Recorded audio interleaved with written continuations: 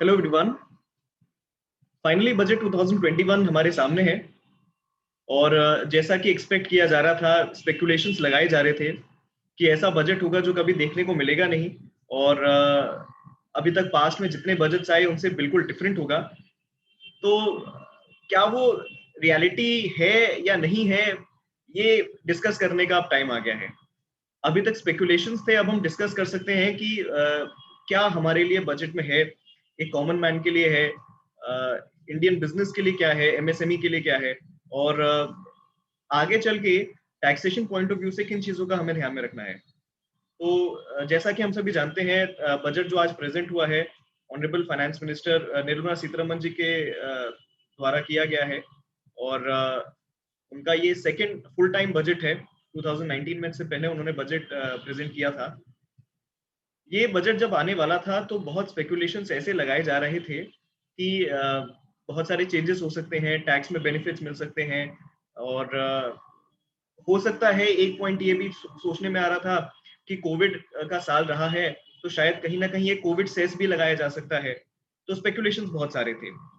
But to be very honest, हम taxation point से ही अपने आप को जब कंसर्न रखते हैं तो वी फाइंड दैट कि जो ऑनरेबल फाइनेंस मिनिस्टर की स्पीच थी उसमें टैक्सेशन का और स्पेसिफिकली डायरेक्ट टैक्सेस का जो पोर्शन था वो बहुत ही ऑन पॉइंट था।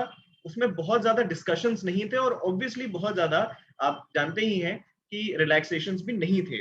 ऑन दी अदर हैंड इसमें पॉजिटिव ये भी देखा जा सकता है कि कोविड के कारण हुए एक्स्ट्रा खर्चे को टैक्स पेयर्स पे नहीं डाला गया है डायरेक्टली। तो हम स्टार्ट करते हैं एक बार। और जैसा कि आप सभी जानते हैं, ये बजट एक एक्सरसाइज है जो हर साल 1 फरवरी को होती है। 1 फरवरी को हमारे आने वाले फाइनेंशियल ईयर में हम हमारे ऊपर टैक्सेशन की रेट्स क्या होंगी वो लगेंगी। तो एक बार डिस्कस कर लेते हैं कि बजट का फ्रेमवर्क किस तरह से काम करता है। आई एम श्योर आप सभी जानते हैं इसके बारे में, बट स्टिल जो बजट 2021 है आया है 1 फरवरी 2021 को। This would be applicable for the income which is earned between 1st of April 2021 to 31st of March 2022। यानी इस साल के दौरान, इसको हम प्रीवियस ईयर बोलेंगे अपना या फाइनेंशियल ईयर बोल सकते हैं, इस साल के दौरान जो हम इनकम अर्न करेंगे उस पर जो टैक्सेशन के रेट्स होंगे या टैक्सेशन का जो प्रभाव होगा उसके बारे में हम जान चुके हैं इस बजट के थ्रू। इसका जब हम असेसमेंट करेंगे, यानी हम इसका जब रिटर्न फाइल करेंगे, वो होगा 1 अप्रैल 2022 से लेकर 31 मार्च 2023 के असेसमेंट ईयर में। तो जब हम इस असेसमेंट ईयर में होंगे, हम फॉलो कर रहे होंगे बजट 2021 को। तो बजट हालांकि बहुत सारी चीजों की बात करता है, इसमें एक्सपेंडिचर्स, रेवेन्यूज और आगे की प्लानिंग, फिस्कल डेफिसिट, ये सारी चीजें डिस्कस होती हैं। बट हमारा कंसर्न टैक्सेशन के पॉइंट ऑफ व्यू से। तो अगर टैक्सेशन के पॉइंट ऑफ व्यू से बात करें तो इस बजट में कुछ जो हाइलाइट्स हैं हम डिस्कस कर चुके हैं। मेरे ख्याल से आपने शायद हमारा मॉर्निंग में जो अकाउंट्स उनका पेज है उस पर देखा भी होगा कि कुछ इस तरह के हाइलाइट्स हैं। सबसे पहले तो सीनियर सिटीजन के लिए इनकम टैक्स की लिमिट खत्म कर दी है, रिटर्न उनको फाइल नहीं करना होगा। फिर उसके बाद असेसमेंट ओपन किए जा सकते हैं 3 साल के, इसको 6 साल से 3 साल किया गया है। इंटरेस्ट ऑन होम लोन को का जो डिडक्शन है उसको बढ़ाया गया है। एंड ई फाइलिंग पोर्टल पे कुछ प्री फिल्ड आपको और चीजें मिलने वाली हैं जो अभी मिल रही हैं उससे ज्यादा। टैक्स रेट्स में कोई चेंजेस नहीं है। बिगेस्ट न्यूज, एटीसी में कोई चेंजेस नहीं है। ये आज की ब्रेकिंग न्यूज है जो कि बहुत सारे लोगों की उम्मीदों को चैटर करती है। ऑडिट की लिमिट बढ़ गई है, प्रोबेबली वो हमसे ज्यादा कंसर्न है। तो बढ़ते हैं और देखते हैं कि क्या क्या चेंजेस इसमें आए हैं। तो let's start with the first change. हम मेजरली इसके अंदर 7-8 चीजें कवर करने वाले हैं जो कि हमारे इस बजट में हमें आगे चल के ध्यान भी रखनी है। सबसे पहली चीज और सबसे बड़ी ब्रेकिंग न्यूज इसमें ये है कि जो सीनियर सिटीजन्स हैं उनके लिए इनकम टैक्स को एग्जेम्प्ट किया गया है, रिटर्न फाइल को। जब मैं बोलता हूँ इनकम टैक्स का रिटर्न एग्जेम्प्ट किया गया है, इसमें बहुत ध्यान रखने वाली बात है कि दो अलग अलग कंसेप्ट होते हैं। एक होता है टैक्स पे करना, टैक्स पेमेंट, और एक होता है रिटर्न फाइलिंग। टैक्स पेमेंट और रिटर्न फाइलिंग दोनों अलग कंसेप्ट हैं।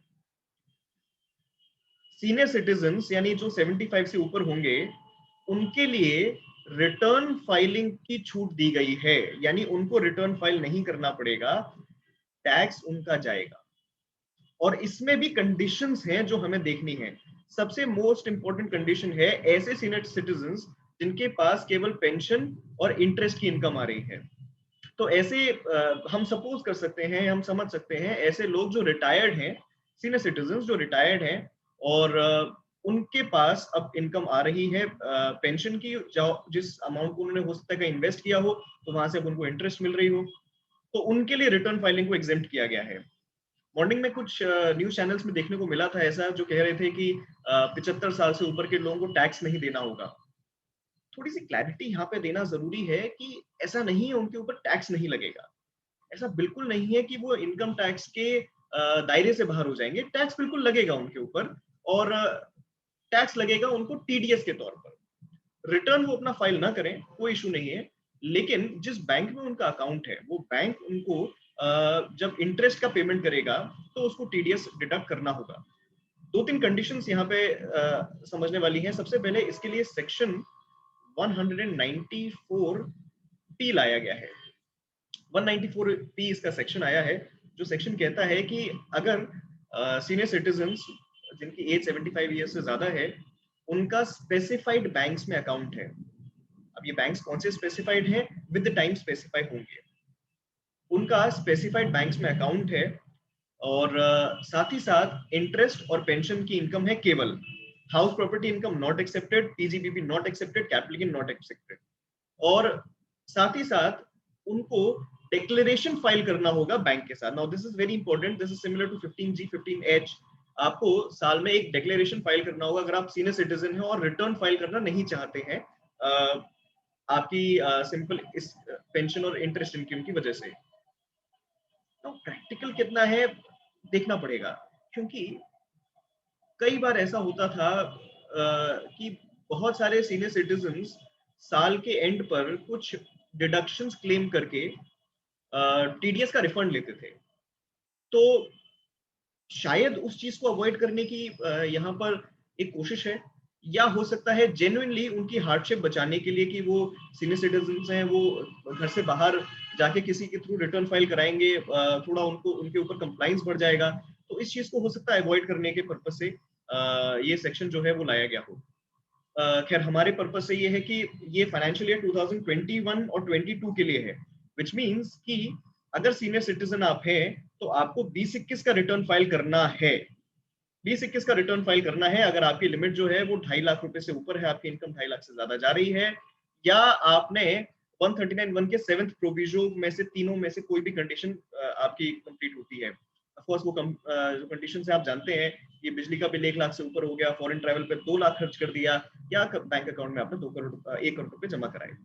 तो अगर वो लिमिट आपकी होती है या 2.5 लाख रुपए से ऊपर आपकी इनकम जा रही है, तो आपको रिटर्न फाइल करना 2021 के लिए कंपलसरी है। जो एग्जेम्पशन मिली है वो फाइनेंशियल ईयर 21-22 के लिए मिली है। प्लीज रिमेंबर दिस, 21-22 की एग्जेम्पशन है, आपकी एग्जेम्पशन 2021 के लिए नहीं है। तो सर प्लीज रिक्वेस्ट है, अगर आपका रिटर्न फाइल होना है सर जुलाई में आना है आपको, और ऑफ कोर्स उससे पहले आ जाए तो बहुत बढ़िया, लेकिन जो एग्जेम्पशन है आपका वो नेक्स्ट ईयर के लिए है। तो this is about senior citizen, जो सबसे पहला पॉइंट है और जो एक्चुअल में क्लैरिटी जिसकी ज्यादा जरूरी है, ये एक हाईलाइट है। सेकंड हाईलाइट ये रहा कि हमारा असेसमेंट का जो टाइम लिमिट है उसको कम किया गया। नाउ व्हाट हैपेंस इज कि सेक्शन आपका कहता है,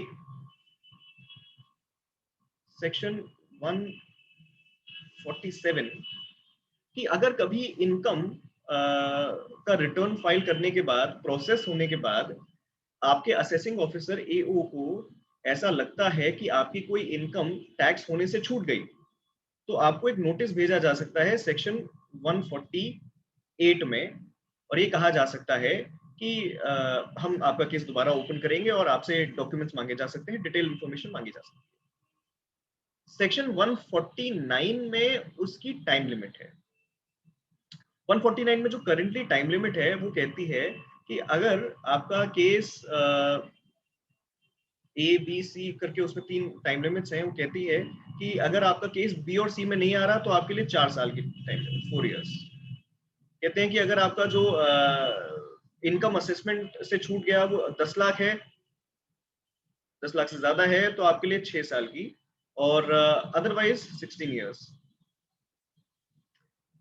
अभी क्या हुआ है कि ये 3 साल की लिमिट कर दी गई है, not for this case of course, 3 साल की लिमिट कर दी गई है। यानी बहुत सीधी भाषा में बात करें तो आपको अगर फाइनेंशियल ईयर 2020-21 जैसा कि अभी चल रहा है उसमें कोई नोटिस आता है तो बैक डेट 3 ले लीजिए फाइनेंशियल ईयर्स, उनके हिसाब से आपको नोटिस आ सकते हैं, पिछले 6 साल के नहीं आएंगे। तो ये एक अच्छी आपको राहत दी गई है यहाँ पर कि आपके असेसमेंट के जो टाइम पीरियड्स हैं उनको कम किया गया है सेक्शन 149 में। इसके अलावा एक और जो मेजर चेंज किया गया है उसकी तरफ देख लेते हैं। This change is regarding section 80 EEA, of course जिसके बारे में बात हुई थी और काफी चर्चा हुई थी कि आजादी का क्योंकि 75वां वर्ष है तो सरकार का ऐसा मानना था 2022 तक कि सबको अपना घर मिले। तो उन्होंने एक सेक्शन 80 EEA लॉन्च किया था, इंट्रोड्यूस किया था, जिस सेक्शन में ऐसा कहा गया था कि आप अगर किसी बैंक से होम लोन लेते हैं तो उस होम लोन पर आपको 1.5 लाख रुपए तक की जो इंटरेस्ट पे कर रहे हैं आप, 1.5 लाख तक की उसमें डिडक्शन हम दे देंगे। कंडीशंस थी, ऑफ कोर्स कंडीशन ये थी कि आपका जो प्रॉपर्टी आप परचेज करेंगे, पहली बात तो ये है कि उनके लिए था जिनके पास, जिनके नाम पर कोई भी प्रॉपर्टी या कोई भी रेजिडेंशियल हाउस प्रॉपर्टी उनके पास नहीं थी age on the date of loan. Second, आप जो प्रॉपर्टी खरीद रहे हैं उसकी स्टैंप ड्यूटी वैल्यू 45 लाख तक की हो। और तीसरी कंडीशन कि आपने जो लोन लिया है वो 1 अप्रैल 2019 से 31 मार्च 2021 के बीच में लिया हो। तो आपका जो भी इस पे इंटरेस्ट बनेगा होम लोन पर, उसका आपको 1.5 लाख रुपए तक का डिडक्शन मिल जाएगा सेक्शन 80 EEA में। बट इस बजट के थ्रू जो चेंज किया है ऑफकोर्स उसको भी देख लेते हैं। बहुत छोटा सा और नॉर्मल चेंज है, अच्छा चेंज है, वेलकम चेंज है कि ये इसको किया गया है फ्रॉम 21 टू 22। यानी आप आने वाले 1 साल में अगर कोई लोन लेते हैं हाउस प्रॉपर्टी के लिए तो उस पर जो भी आप इंटरेस्ट पे करेंगे उसका आपको सेक्शन 80 EEA में डिडक्शन मिल जाएगा। तो अच्छी बात है, गवर्नमेंट चाहती है कि ज्यादा से ज्यादा लोगों के पास हाउस प्रॉपर्टी हो और इसके कंडीशंस आपको फुलफिल करने होंगे इन दैट केस। तो सेक्शन 80 EEA का आपको आगे जो है इसमें डिडक्शन क्लेम हो रहा है। इसके अलावा जो हमारे फाइनेंस मिनिस्टर हैं उनकी स्पीच में जो हमने सुना था, उन्होंने प्रीफिल्ड रिटर्न्स की बात की थी। सी हम सभी जानते हैं कि आज की डेट में रिटर्न फाइल करने के 2 प्रोसीजर्स हैं, एक है ऑफलाइन और एक है ऑनलाइन। जहां पर ऑनलाइन प्रोसीजर होता है कि आप पोर्टल पे जाके, इनकम टैक्स की वेबसाइट पे जाके ITR 1 या 4 फाइल कर सकते हैं। बाकी के रिटर्न्स अगर आप फाइल करना चाहते हैं तो कंपलसरीली आपको XML अपलोड करना पड़ेगा, जो यूटिलिटी से या सॉफ्टवेयर के थ्रू होता है।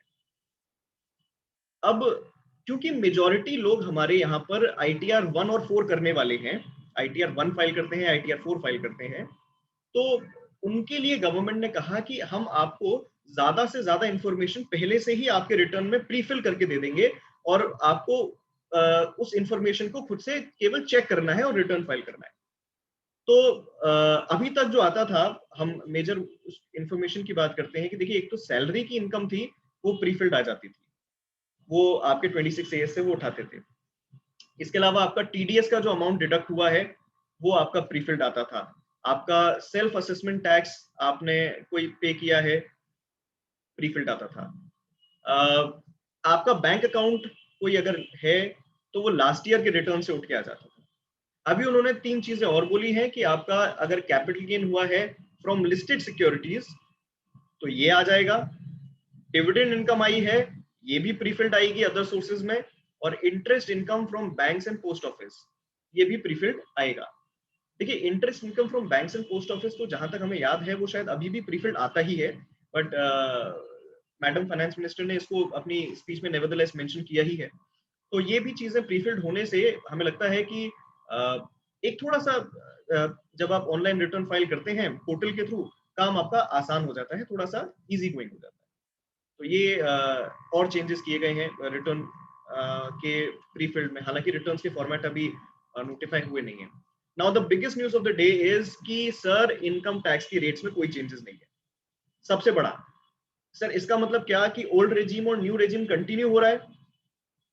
हो रहा है सर, ओल्ड रेजिम और न्यू रेजिम ही कंटिन्यू हो रहा है, और आपको चॉइस करनी होगी कि हम ओल्ड में जाना चाहते हैं न्यू में। ऑफ कोर्स आप इस साल के लिए भी चॉइस करेंगे ही, असेसमेंट ईयर 2021-22 के दौरान आप चॉइस करेंगे ही, तो आपको असेसमेंट ईयर 22-23 में भी ये वाली सेम चॉइस करनी होगी।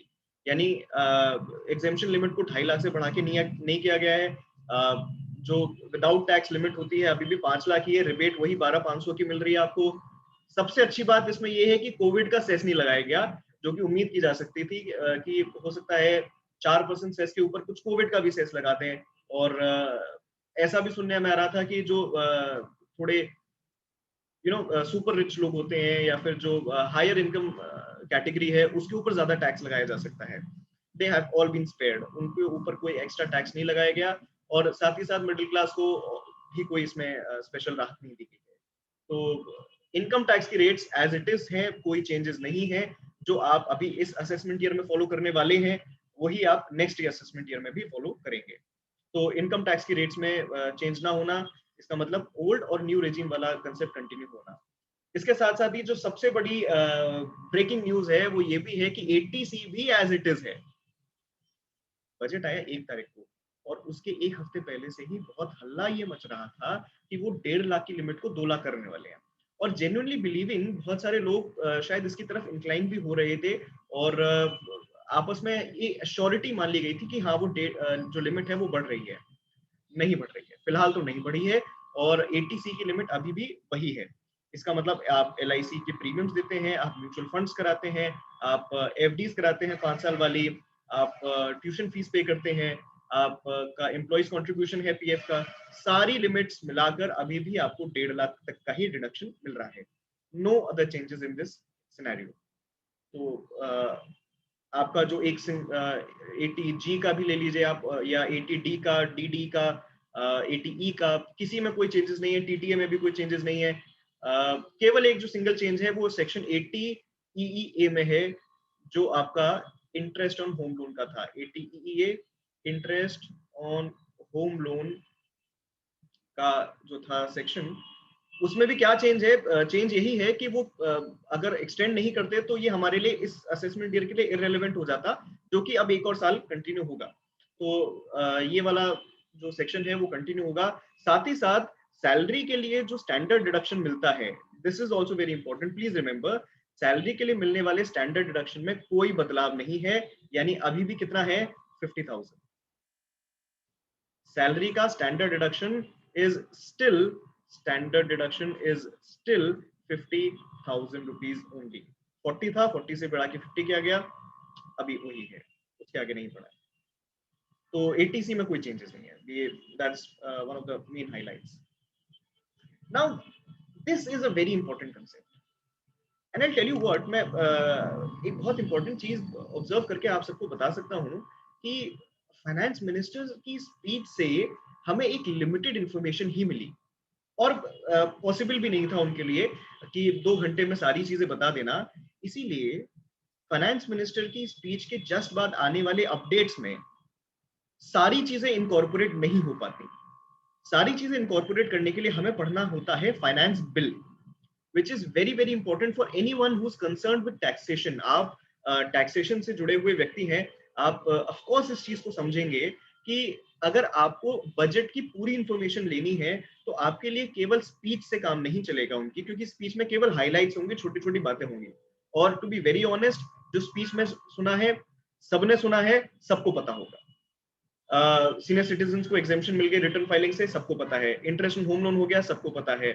प्रीफिल्ड रिटर्न्स हो रहे हैं, सबको पता है। ये सारी चीजें बहुत कॉमन हो गई हैं, सबको पता है। लेकिन जो चीजें आपको फाइनेंस बिल से पढ़ के मिलेंगी वो ये वाली हैं। This is I suppose very very important. Probably ये उतनी अच्छी बात नहीं है कि फाइनेंस मिनिस्टर मोटिवेटेड होते स्पीच में इसको बात करने से, क्योंकि अगर वो स्पीच में बोलते भी तो शायद बहुत अच्छा रिएक्शन नहीं होता बाकी लोगों का।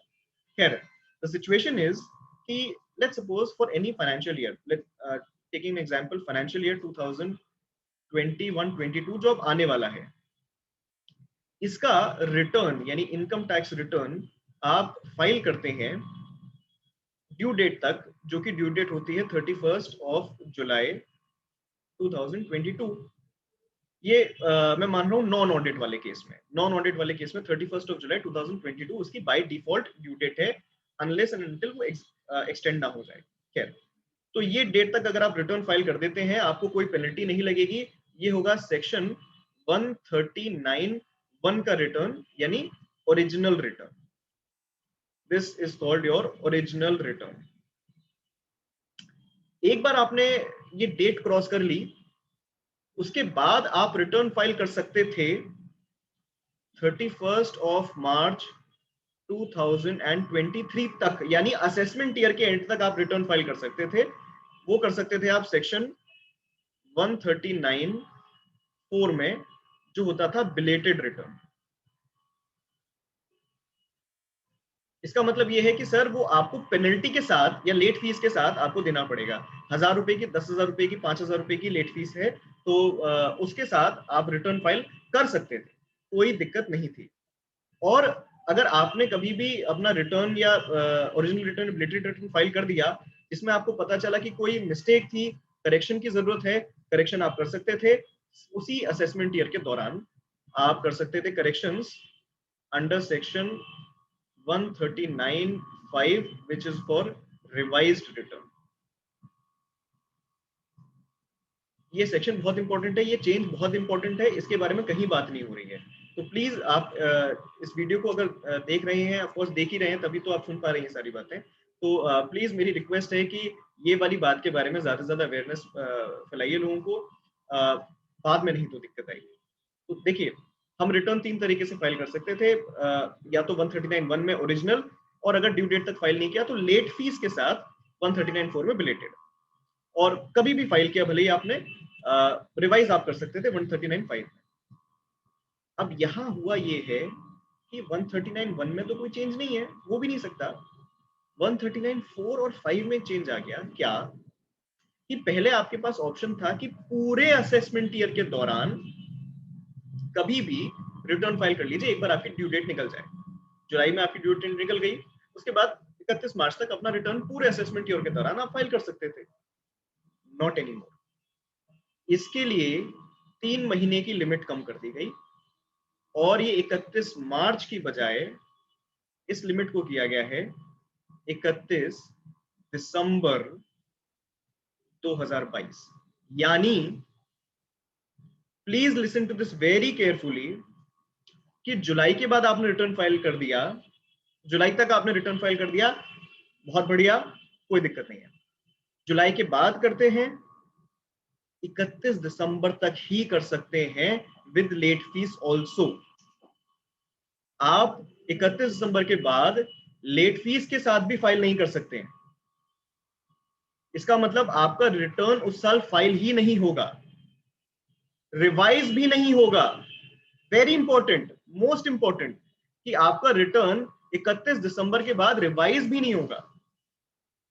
ऑफ कोर्स कोई केस अगर ओपन हो जाता है और उसके नोटिस में आपको रिप्लाई देना हो रहा है तो that's a different situation, but earlier what used to happen is कि आपका रिटर्न आप मार्च तक फाइल करते थे तो चल जाता था, नॉट एनी मोर। तो दिस इज वन एरिया जिसके बारे में लोगों को अभी, आई एम वेरी श्योर कि अभी इंफॉर्मेशन नहीं है इतनी, विद टाइम हो जाएगी। तो इसमें एक छोटी सी बस एक एडिशन बात ये हम कहना भी चाहेंगे कि अगर हमें रिटर्न फाइल करने के लिए टाइम कम मिल रहा है, तो हम श्योर जितने भी टैक्स प्रोफेशनल्स हैं वो इस बात से भी एग्री करेंगे कि फॉर्म्स भी थोड़े जल्दी नोटिफाई होने चाहिए, विच इज वेरी ऑब्वियस। हमें लगता है कि वी आर वेरी होपफुल कि इस साल फॉर्म भी जल्दी नोटिफाई हो जाएंगे, ताकि टैक्स पेयर्स को एक टाइम मिलेगा, एडिक्वेट टाइम मिलेगा अपना रिटर्न फाइल करने के लिए। तो this is very important. Section 139(1) की, 139(4) की और 139(5) की लिमिट्स, उसकी जो टाइम लिमिट्स हैं उनको कम कर दिया गया है। पहले आप till the end of assessment year यानी 31 मार्च तक फाइल कर सकते थे रिटर्न, नहीं, दिसंबर तक ही कर पाएंगे। तो प्लीज मेक श्योर कि you very aware of this. ये पॉइंट जो है 44AB सेक्शन में चेंज किया गया है और कहा गया है कि ऐसे लोग जिनका कैश पेमेंट्स और कैश रिसिप्ट्स 5% से ज्यादा नहीं है, उनके लिए लिमिट लास्ट ईयर बढ़ा के 5 करोड़ की गई थी और अब इसको और बढ़ा के 10 करोड़ कर दिया गया है। तो ऑडिट की जहां तक बात आती है, देखिए 1 CR तो जनरल लिमिट है, लेकिन अगर आपकी बैंक से रिसिप्ट ऑफ पेमेंट्स जो है वो ज्यादा होती है, 95% तक होती हैं, तो आपको ऑडिट नहीं कराना पड़ेगा अगर आपका 10 CR तक टर्नओवर है। This is for financial year 21-22, assessment year 22-23।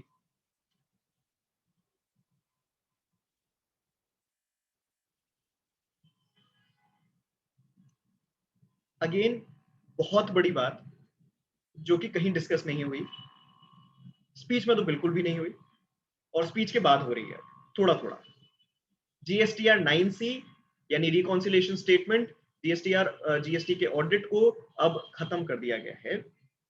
इसका मतलब उन्होंने बहुत सिंपली कहा कि सेक्शन 35(5) को हम ओमिटेड कर देते हैं, खत्म कर देते हैं। सेक्शन 35(5) जो था वो 9C का था, GSTR 9C। 2 CR से ऊपर अगर आपका टर्नओवर जाता है किसी साल, अभी उसको 5 CR कर दिया था और 18, 19, 19, 20 और 2021 आई सपोज गॉन। तो 9C तो नहीं जा रहा है, अब ऑडिट नहीं होगा जीएसटी में।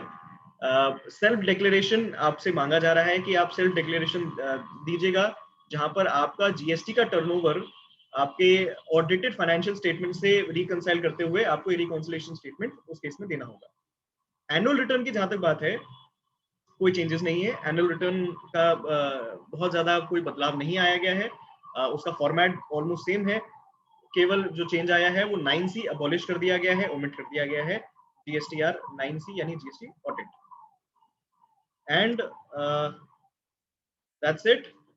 हमारी प्रेजेंटेशन में ये मेजर हाइलाइट्स थी जो हमने कवर की जीएसटी के, और बहुत ज्यादा पॉइंट्स हमें कभी बजट में अब नहीं मिलते हैं। उसका एक बहुत सिंपल रीजन है कि जीएसटी के जो मेजर डिसीजंस होते हैं स्पेसिफिकली टैक्स रेट से रिलेटेड, वो सेंट्रल गवर्नमेंट नहीं लेती है, वो जीएसटी काउंसिल लेती है। तो बजट में चेंजेस एक्साइज में होते हैं, कस्टम्स में होते हैं, इनकम टैक्स में सबसे ज्यादा होते हैं, ऑफकोर्स हमने देखे बहुत सारे। जीएसटी के ज्यादातर चेंजेस जो होते हैं वो जीएसटी काउंसिल की मीटिंग्स के थ्रू होते हैं, जो टाइम टू टाइम अपडेट होती रहती हैं। तो that's it from our side. और एक छोटा सा जो पॉइंट था जीएसटी के रिगार्डिंग जो चेंज अभी आया, वो ये आया था कि सप्लाई की डेफिनेशन को अमेंड करते हुए उसमें कहा गया कि अगर एक टैक्सेबल पर्सन ने अपने मेंबर्स को कोई ट्रांजैक्शन या एक्टिविटी सप्लाई किया, तो दैट्स आल्सो कॉल्ड सप्लाई, और उस केस में टैक्स लगेगा, जीएसटी एप्लीकेबल होगा। और शेड्यूल 2 का पैरा 7 उसमें ओमिट किया गया है एंड रेट्रोस्पेक्टिवली किया गया है फ्रॉम 1 जुलाई 2017। इसका मतलब ये है कि अगर कोई पेंडिंग केस है, और बहुत ही कैटेगरिकली उसमें मेंशन है कि कोई भी जजमेंट, कोई भी ऑर्डर, कोई भी डिक्री हम नहीं मानने वाले।